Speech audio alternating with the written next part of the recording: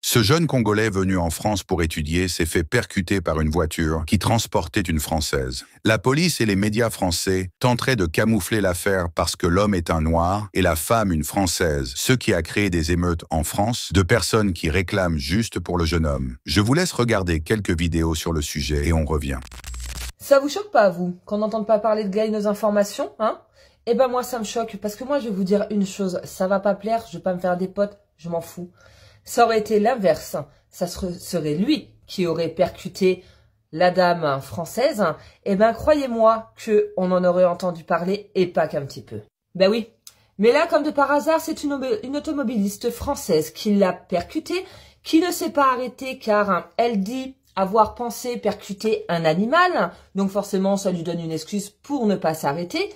Il y a quand même délit de fuite, il y a quand même non-assistance en personne en danger. Et la nénette, elle est convoquée chez les gendarmes, elle est interrogée et elle est relâchée. Vous trouvez ça normal? Osez venir me dire que si ça avait été l'inverse, la situation aurait été la même? Je ne crois pas. En attendant, ce jeune homme qui est venu en France pour travailler avait 30 ans. Et il a perdu la vie à cause de cette femme. Mais ça n'a l'air de déranger clairement personne. À croire que il faut, il faut un certain statut pour avoir un minimum d'importance dans notre pays.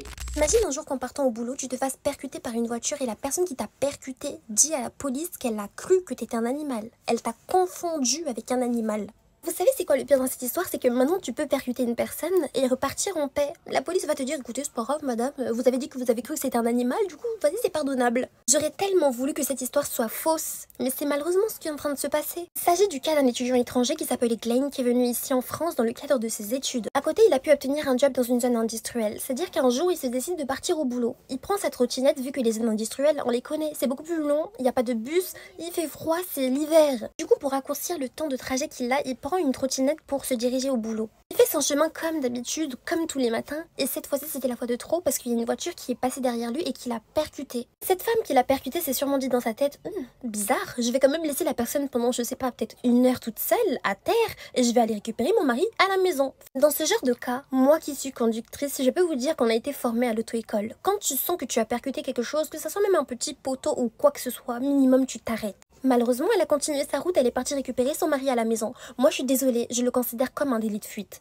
Parce que tu peux très bien appeler, t'as ton téléphone, tu peux appeler ton mari pour qu'il puisse venir sur place, ou tu peux appeler les ambulances, ou appeler la police, surtout qu'il s'agit d'une vie. Pas besoin de faire des grandes études pour savoir qu'une personne qui a été percutée à terre, entre la vie et la mort, qui a sûrement un dommage, un traumatisme crânien ou je sais pas, peu importe, tu sais très bien qu'il faut pas la laisser seule. Tout le monde sait que ça se compte à des secondes, à des minutes, une vie peut être sauvée. Moi, ce qui me tue le plus dedans, c'est la personne qui a percuté dit non, j'ai cru que c'était un animal.